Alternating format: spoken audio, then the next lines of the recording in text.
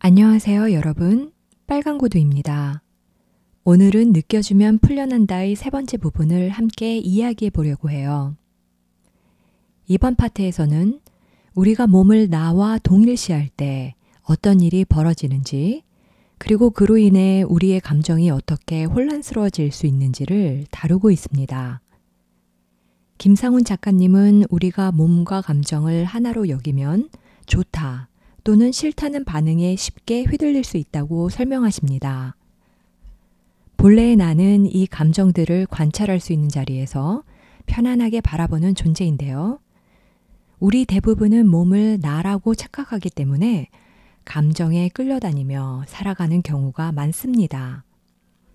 이러한 내면의 혼란은 우리가 무의식적으로 끌리는 관계나 상황에서도 그대로 반영됩니다.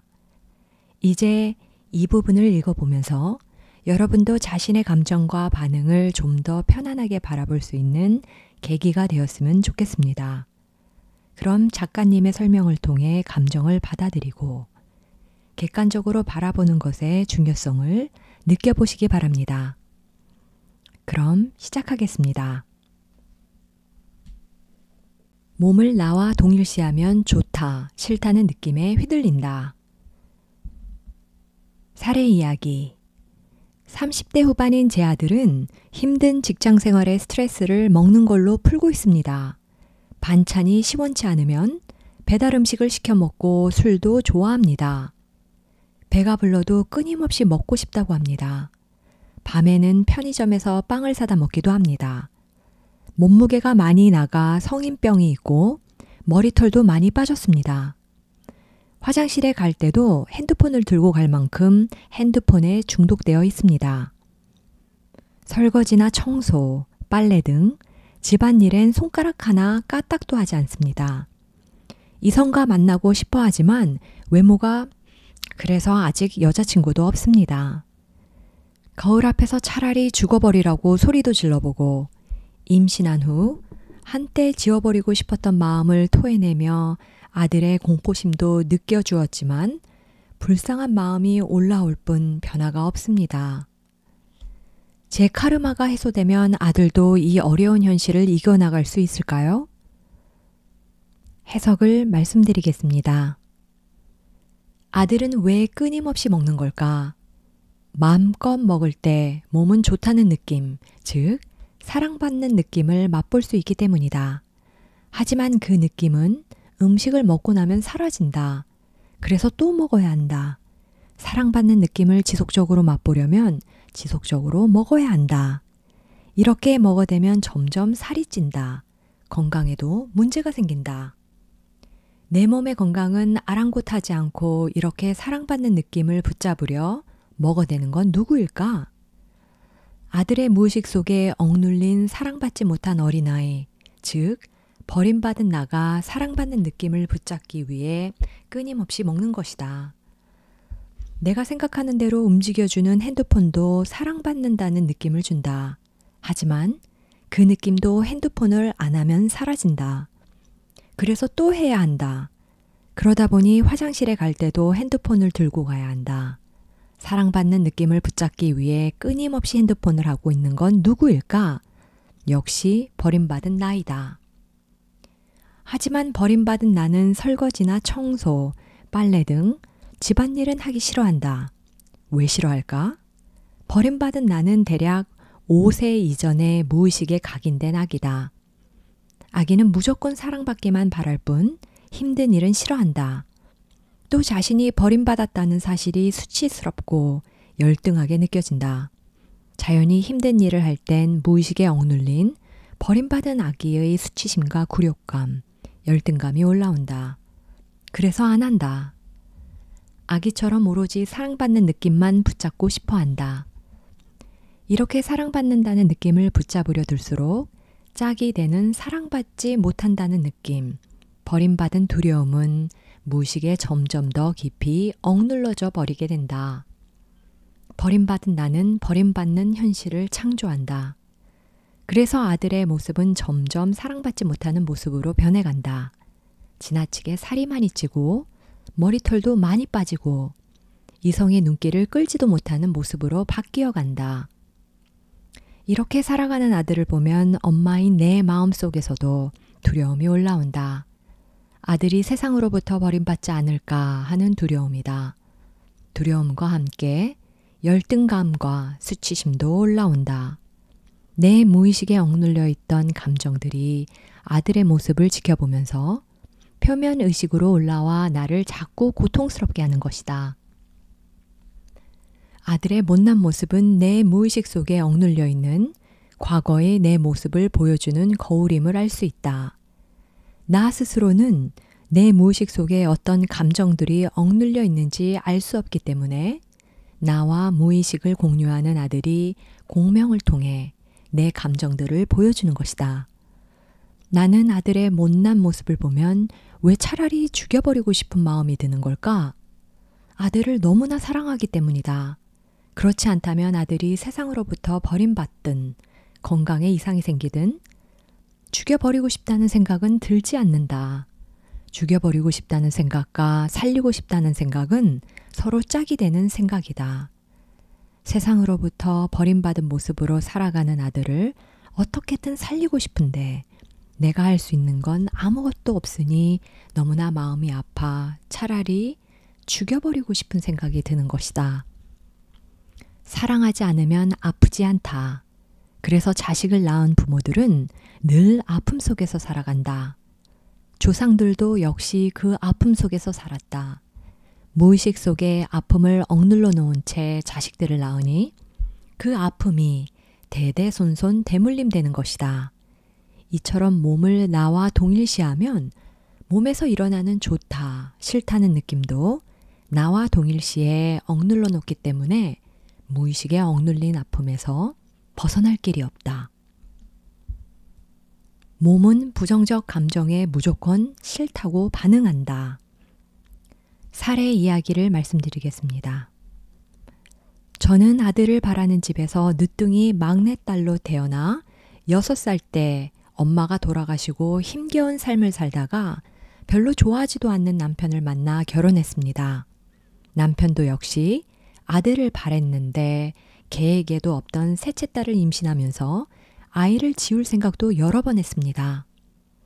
아이는 생후 한 달쯤부터 지금까지 줄곧 저를 지치게 해왔습니다. 끝없는 병치레와 심한 편식으로 밥도 잘 먹지 않고 싫은 소리라도 한마디 하면 울고불고 난리를 피워 온 가족이 그 아이의 눈치를 보며 살고 있습니다. 학교에선 친구들과 어울리지 못해 전학시켜달라고 떼쓰고 중학교 때는 결국 전학하게 됐지만 그곳에서도 왕따를 당해 지금까지 두통약을 먹고 있습니다. 대학을 졸업한 뒤 작은 기업체에 들어갔지만 너무 힘들다고 온 가족에게 쉴 틈 없이 전화를 해 정말 죽고 싶습니다. 얼굴엔 심한 여드름까지 나서 외모에 대한 집착도 심합니다. 해석. 아들을 바라는 집에서 막내딸로 잉태되는 순간 나는 죽음의 공포에 휩싸인다. 환영받지 못하는 존재로 태어나는 게 너무나 무섭기 때문이다. 더구나 엄마도 일찍 세상을 떠났다. 나는 세상으로부터 완전히 버림받았구나 하는 생각이 두려움과 함께 무의식에 각인된다. 버림받으면 내 존재가 수치스럽고 열등하고 하찮게 느껴진다. 그래서 별로 좋아하지도 않는 남편을 만나 결혼도 했다. 나 같은 게 감히 내가 원하는 남자를 만날 수 있겠어? 라는 생각이었다. 버림받은 두려움, 죽음의 공포, 내 존재에 대한 수치심 등 부정적 감정들이 올라오면 몸에 불쾌한 느낌이 일어난다. 그 순간 나는 이 감정들을 반사적으로 싫다로 분류해 무의식에 억눌러 버린다. 무의식에 억눌린 감정들은 몸에 쌓이기 때문에 내가 낳은 딸아이에게 고스란히 대물림된다.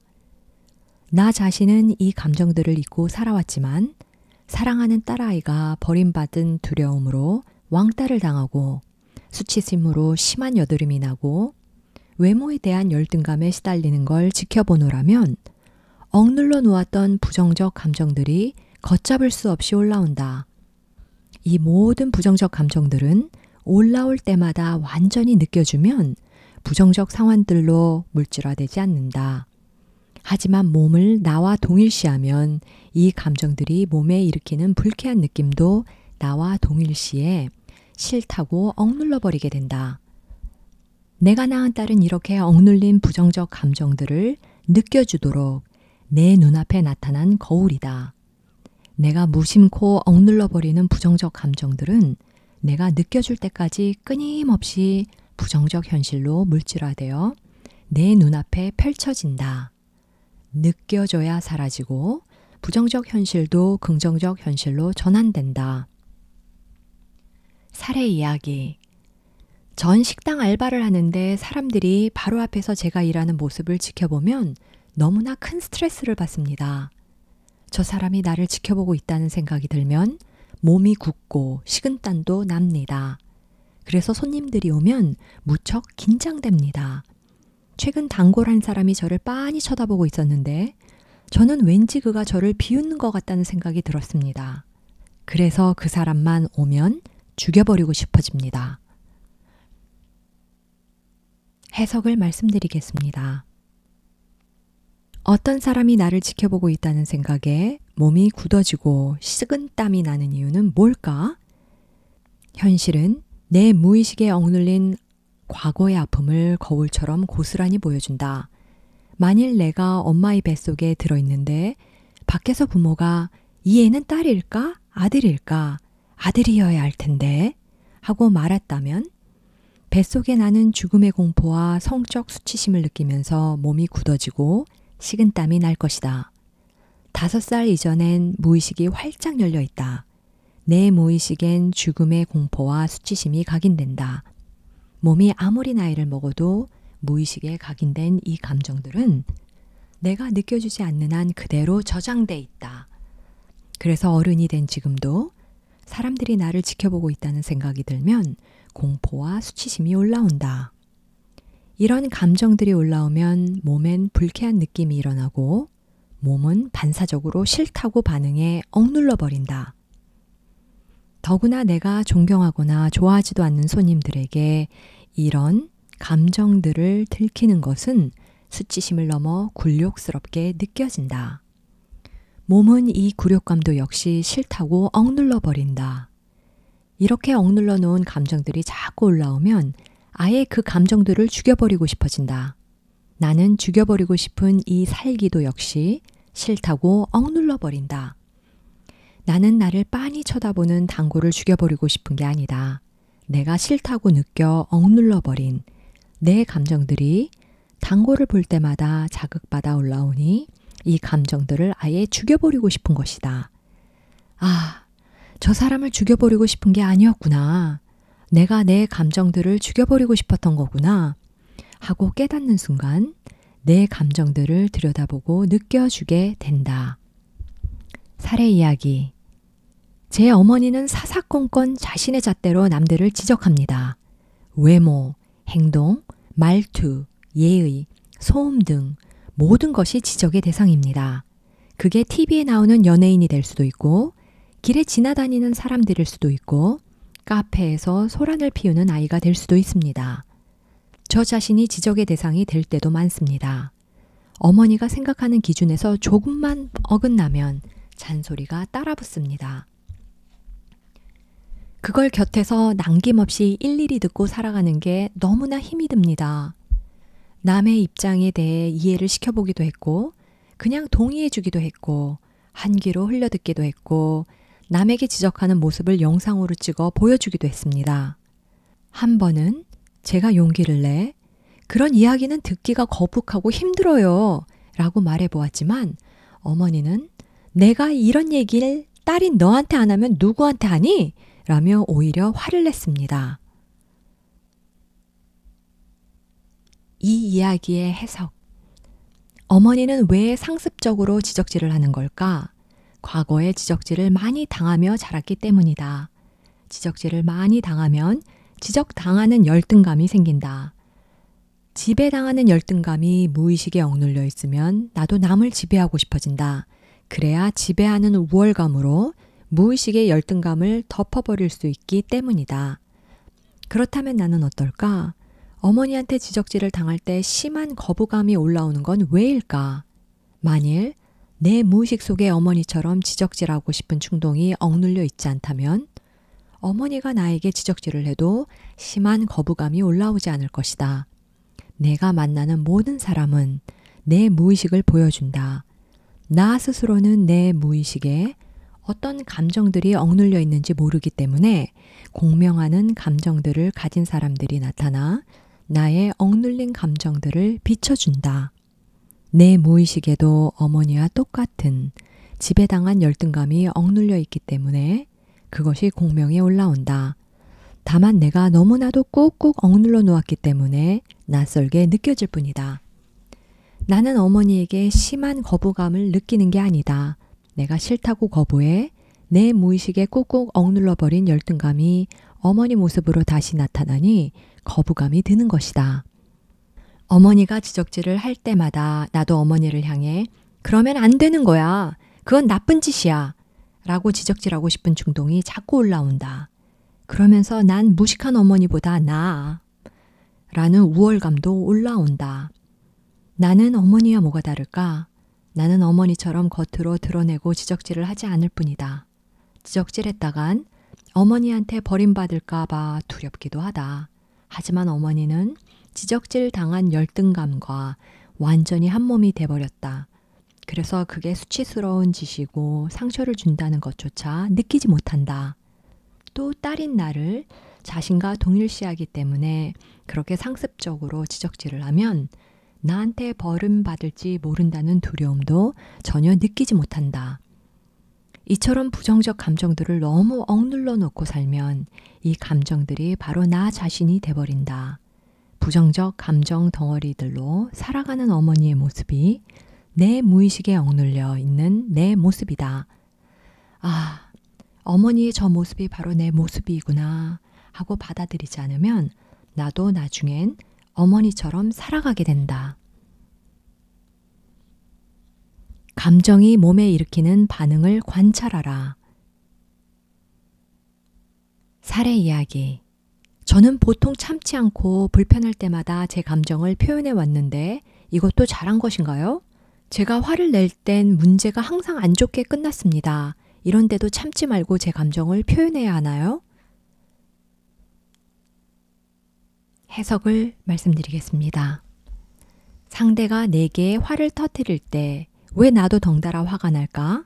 만일 내 마음속에 화가 억눌려 있지 않다면 상대가 아무리 화를 터뜨려도 화가 올라오지 않는다. 나도 덩달아 화가 나는 건 내 마음속에 공명하는 화가 억눌려 있기 때문이다. 그래서 함께 널뛰기를 하게 된다. 하지만 널뛰기를 할 때 상대가 아무리 높이 뛰어올라도 내가 뛰어오르지 않으면 널뛰기는 곧 멈추게 된다. 모든 감정은 몸에 좋다 싫다는 느낌을 일으킨다. 좋다, 싫다 분별하지 않고 느껴주면 무의식에 억눌리지 않는다. 하지만 좋은 감정들은 좋은 느낌을 일으키니 붙잡으려 들고 싫은 감정들은 싫은 느낌을 일으키니 억누르게 된다. 감정들은 늘 짝을 이루기 때문에 어느 한쪽을 붙잡거나 억누르면 양쪽이 동시에 무의식에 억눌린다. 이렇게 무의식에 억눌린 감정들은 점점 더 덩치가 커진다. 감정들도 에너지의 물결이기 때문이다. 짐승들을 우리에 가둬놓으면 점점 더 사나워지는 것과 마찬가지다. 어떤 사람이 호기심으로 도박을 해보고 나서 거참 재밌네? 또 해볼까?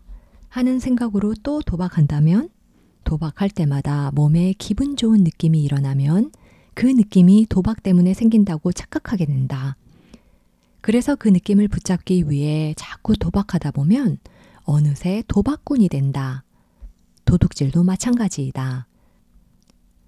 남의 것을 훔칠 때마다 몸에 기분 좋은 느낌이 일어나면 도둑질 때문에 좋은 느낌이 생긴다고 착각한다. 그래서 그 느낌을 붙잡기 위해 자꾸 도둑질하다 보면 나중엔 훔치지 않고는 못 견디게 된다. 몸에 일어나는 좋은 느낌을 붙잡고 싶어하는 욕망이면엔 사랑받고 싶은 욕망이 억눌려 있다. 어릴 때 이 욕망이 사랑으로 채워지지 않으면 나중에 몸의 욕망으로 물질화된다. 그래서 중독적인 물질로 몸의 느낌을 채우려 드는 것이다. 내가 화를 표출시킬 때 나는 어떤 느낌을 얻고 싶어 하는 걸까? 내가 강자가 된 느낌을 얻고 싶어서다. 홧김에 상대에게 폭언도 거침없이 쏟아붓고 때리기도 하고 물건을 때려 부수기도 하는 순간엔 마치 내가 정말 힘센 강자가 된 것 같은 우월감을 느낀다. 하지만 그건 일시적인 효과이다. 화를 내고 나면 화에 휘말려 짐승처럼 행동한 나 자신이 수치스럽고 열등하게 느껴진다. 상대도 속으로 나를 그런 존재라고 느껴 무시하게 된다. 그런데도 나는 왜 자꾸 화를 내게 되는 걸까? 내 무의식 속에 남한테 무시당하며 살아온 약자의 열등감이 억눌려 있기 때문이다. 즉, 무시당하는 약자의 열등감을 느끼는 게 무서워서 화를 표출시켜 덮어버리는 것이다. 화를 표출시키는 순간엔 강자의 우월감을 느낄 수 있다. 그 느낌에 중독돼 자꾸 화를 표출시키다 보면 화는 점점 더 커진다. 화를 표출시키든 표출시키지 않든 그건 자유이다. 하지만 어떤 경우에든 내 무의식에 억눌려 있는 무시당한 약자의 열등감을 느껴주어야 한다. 그래야 열등감이 사라진다. 그럼 열등감을 덮어버리기 위해 화를 표출시키는 무의식적인 행위를 되풀이하지 않게 된다. 화를 꼭 내야 할 상황에서만 화를 낸다. 좋은 느낌을 붙잡으려 들면 싫은 느낌이 억눌린다. 사례 이야기를 들려드리겠습니다. 최근 정말 마음에 쏙 드는 남자와 사귀게 됐습니다. 사랑받고 있음을 느끼면서도 이면에선 헤어지게 되지 않을까 하는 두려움이 자꾸 올라왔습니다. 그가 저한테 잘해줘도 불안하고 못해줘도 불안했습니다. 결국 그는 저와의 만남이 힘들다면서 이별을 통보했습니다. 저도 쿨한 척 받아들였지만 마음은 만갈래로 찢어졌습니다. 해석해 드릴게요. 그가 나에게 잘해줘도 불안하고 못해줘도 불안하다면 실제 상황과 상관없이 늘 불안하다는 말이다. 실제 상황은 현재 상황이다. 현재 상황은 불안하지 않은데도 이유도 없이 헤어지지 않을까 불안하다는 생각이 자꾸 떠오른다면 과거 상황이 원인이라는 말이다. 풀리지 않은 과거 상황은 내 무의식 속에 억눌려 있다. 즉, 과거에 사랑받던 사람한테 버림받은 두려움이 억눌려 있다는 뜻이다. 이 두려움이 인격화된 자아가 현재 남친한테서도 버림받을지 몰라 두려움에 떨고 있다. 이 자아가 남자와 사귀면 남친은 나한테서 어떤 감정을 느끼게 될까? 사랑이 아니라 두려움을 느낀다. 버림받는 두려움이 클수록 버림받지 않기 위해 더 집착하게 된다. 집착은 남자에게 더 큰 두려움을 일으킨다. 결국 나를 버리고 떠나게 된다. 남자와 여자는 서로를 빌려 생긴 짝이기 때문에 서로 합쳐지고자 끌어당긴다. 음양 에너지가 서로 끌어당길 때 몸에서는 좋다는 느낌이 일어난다. 그러다가 마침내 합쳐지는 순간 일시적으로 제로 상태의 희열을 느낀다. 이것이 남녀 간의 사랑이다. 하지만 좋다는 느낌도 싫다는 느낌을 빌려서 생긴다. 즉, 사랑도 미움을 빌려 생긴다. 서로가 서로를 빌려 생기는 것이기 때문에 양쪽 크기가 똑같다. 그래서 100만큼 사랑하는 사람한테 배신당하면 100만큼의 미움이 올라온다. 10만큼 사랑하는 사람한테 배신당하면 10만큼의 미움이 올라온다. 별로 사랑하지 않던 사람한테 배신당하면 미움도 별로 올라오지 않는다. 이성한테서 사랑받고 싶은 욕망이 너무 억눌리면 물질화된 몸의 욕망, 즉 성욕으로 이어진다. 성욕은 수치심을 일으킨다. 그래서 이성한테 사랑받고 싶은 욕망을 겉으로 드러내지 않고 다른 방법들을 찾는다. 남녀 공이 젊을 땐 외모에 신경을 쓴다. 하지만 사춘기를 넘어서면 남자는 여자의 관심을 얻기 위해선 경제적 능력이 관건이라는 걸 알게 된다. 경제적 능력을 갖추려면 사회적 지위가 있어야 한다는 걸 알게 된다. 그래서 공부나 일을 열심히 해 사회적으로 인정받고자 한다. 그래야 사회적 지위도 높아지고 돈도 벌어 여자를 끌어당길 수 있기 때문이다. 여자는 무엇보다도 외모를 가꾸는데 많은 공을 들인다. 남자들이 여자의 외모에 끌린다는 걸 알기 때문이다. 이처럼 이성에게 사랑받고 싶은 욕망은 모든 원초적 욕망과 열정의 원천이다.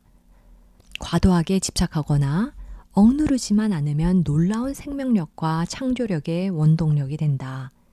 현실을 진짜라고 착각하면 몸도 진짜라고 착각해 몸을 나와 동일시한다. 그럼 나는 여자나 남자 중 어느 한쪽이 돼버리기 때문에 이성한테 사랑받고 싶은 성적 욕망이 올라올 수밖에 없다. 성적 욕망이 올라올 때마다 억누르면 점점 더 덩치가 커진다.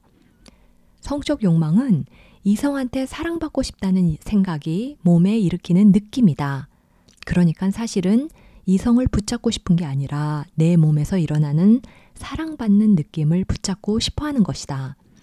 따라서 이성으로부터 사랑받고 싶은 과도한 욕망이 올라온다면 내 몸에서 일어나는 느낌을 꾸준히 관찰하면 된다. 관찰하면 관찰할수록 몸의 느낌은 점점 약화되면서 나와 분리된다. 사례 이야기. 제 직업은 여성과 관련된 일이라 이성을 접촉할 일이 별로 없지만 간혹 만나게 되는 이성들에게 결혼한 뒤에도 자꾸 끌리게 됩니다. 이렇게 제 마음이 자꾸 흔들리면 남편한테 죄책감이 들고 저 자신을 한심한 여자라고 비난하게 되어 힘들고 일상생활도 무기력해집니다. 이런 무기력함에서 어떻게 벗어날 수 있을까요? 해설. 남편한테 죄책감이 드는 이유는 뭘까? 나는 내 남편만 사랑해야 한다는 생각을 강제로 나와 동일시하려고 애를 쓰면서 동시에 이성한테 사랑받고 싶은 욕망을 억누르기 때문이다. 여자인 내가 길을 걷다가 정말 멋진 남자가 눈에 띄었다면 나도 모르게 그에게 끌린다. 거꾸로 남자인 내 눈앞에 정말 예쁜 여자가 나타났다면 나도 모르게 그에게 끌린다. 여자 몸과 남자 몸 중 어느 한쪽을 나와 동일시하면 나는 본능적으로 반대쪽 몸을 가진 이성한테 끌릴 수밖에 없다. 아, 나는 여자 몸을 나와 동일시하고 있고 저 사람은 남자 몸을 자신과 동일시하며 살아가는구나. 그래서 짝이 되는 몸을 가진 이성한테 서로 끌리는 거구나 하고 나와 상대를 동시에 바라보면 나는 양쪽을 바라보는 관찰자가 된다. 관찰자인 나의 마음속에서 올라오는 욕망을 억누르지 말고 그 욕망이 몸에 일으키는 느낌을 경이로운 눈으로 자세히 관찰해보라. 몸의 느낌은 내 마음속에서 일어나는 것이다. 몸도 욕망도 느낌도 내 마음속의 움직임이다. 무조건적인 사랑의 욕구는 이성을 통해 채워지지 않는다. 사례 이야기. 3년 정도 교제한 남친이 있습니다. 하지만 최근에 대학 수업을 들으면서 친해지게 된 남자 동기가 생겼어요.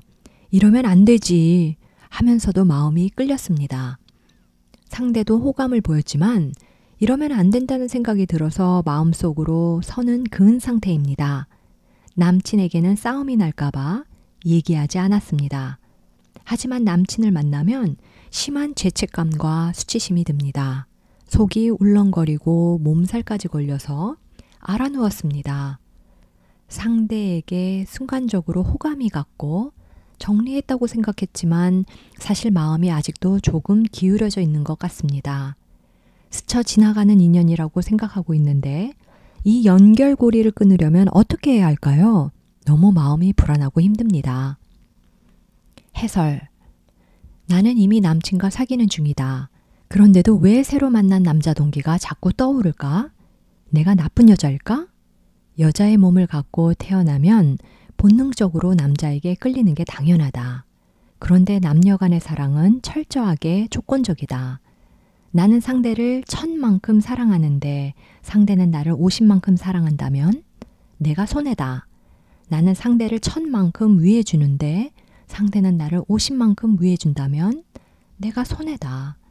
내가 손해라는 느낌이 쌓여가다 보면 사랑은 점점 식어버리고 미움이 올라온다. 그러다가 더 나은 조건의 이성이 나타나면 나도 모르게 그에게 끌린다. 나는 이성한테서 궁극적으로 무엇을 바라는 걸까? 무조건적인 사랑을 받고 싶어 한다. 나는 이 욕망을 충족시킬 때까지 사랑을 찾아 헤맨다. 몸을 진짜라고 착각하면 무조건적인 사랑도 이성의 몸에서 나온다고 착각하게 된다. 그래서 몸을 가진 이성한테서 무조건적인 사랑을 받고자 하는 욕구가 생긴다.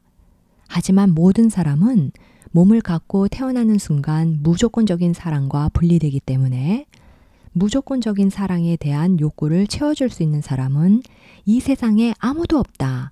그래서 한 이성에게 실망하면 다른 이성에게 나도 모르게 마음이 끌리게 된다. 무조건적인 사랑을 찾아 방황하는 것이다. 홀로그램 세상에서 무조건적인 사랑을 찾는 건 진짜 나를 찾아가는 보물찾기 놀이이다. 홀로그램 세상에선 보물을 찾을 수 없다는 사실에 눈을 뜰 때 나는 비로소 홀로그램 세상이 전부가 아님을 알게 된다. 3차원 세상은 진짜가 아니라 짝이 되는 생각들로 창조되는 홀로그램 인생 영화라는 사실에 눈을 뜨면 그 세상을 바라보는 나 자신이 무조건적인 사랑임을 알게 된다. 그때까진 모든 사람이 이성한테서 그 욕구를 채워줄 수 있을 거라는 막연한 환상 속에서 살아간다.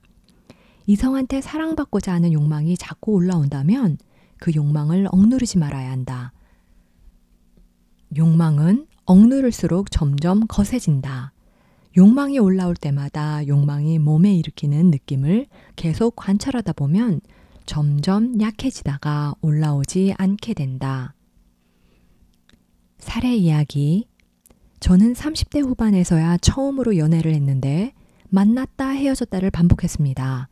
왜 그런가 하고 생각해보니 저희 아빠가 떠올랐습니다. 제가 어릴 때 아빠는 엄마를 무시하고 폭행도 하고 바람도 피우셨어요. 두 분이 격하게 싸우시면 엄마는 늘 아빠를 피해 도망가셨고 저도 엄마를 따라 몇 번 가슴을 졸이며 도망가곤 했었습니다.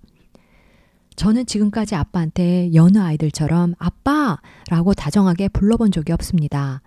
어른이 되고 나서야 아빠가 그래도 나를 사랑하신다는 걸 알고 나름대로 효도한다고 열심히 노력하곤 하지만 아빠 둘만 있으면 너무 어색하고 불편합니다. 얼마 전 남친과 2년 동안 만나면서 정신적으로 너무 힘들어 헤어졌습니다. 남친이 너무 불안해 보였거든요. 저도 잘 맞는 남자를 만나 행복한 가정을 꾸리고 예쁜 아기도 낳고 싶은데 자신이 없습니다. 아빠는 왜 아내를 무시하고 폭행도 하고 바람도 피웠을까? 아빠는 자신이 어릴 때 자신의 엄마로부터 사랑받지 못한다고 느끼며 자랐다. 그래서 사랑받기를 기대하며 결혼했지만 아내도 역시 조건적인 사랑밖에 줄 수 없는 존재다. 깨달은 사람이 아니기 때문이다. 기대가 무너진 아빠의 마음속에선 분노와 미움이 올라온다. 자신이 엄마한테 받아야 했던 사랑을 아내한테서도 받지 못하는 분노와 미움이다. 즉, 엄마로부터 버림받은 두려움을 덮어버리기 위한 분노와 미움이다. 그래서 다른 여자를 만나 엄마한테 못 받았던 사랑을 받아야 한다는 집착으로 바람을 피운다. 그걸 지켜보는 아내는 아내대로 버림받았다고 느낀다. 아빠는 내가 세상에 태어나 처음 만난 남자다. 그런데 처음 만난 남자가 사랑이 아니라 두려움의 대상이었다면 남자를 두려움으로 인식하는 자아가 내 무의식에 각인된다. 그래서 지금도 아빠 둘만 있으면 두려움이 올라와 너무 어색하고 불편하다. 또 다른 남자들을 사귀다가도 시간이 좀 지나면 무의식 속에 억눌린 두려움이 올라온다. 폭행도 하고 바람도 피우던 아빠에 대한 미움이 고개를 든다.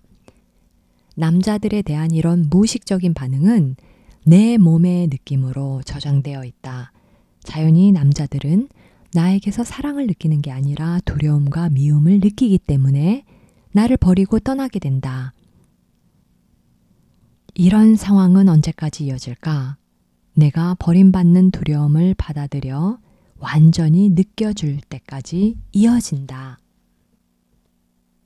오늘도 끝까지 함께 해주셔서 감사합니다. 다음 시간에도 더욱 흥미로운 이야기로 다시 찾아뵙겠습니다. 편안한 하루 보내시고 다음 시간에 또 뵙겠습니다.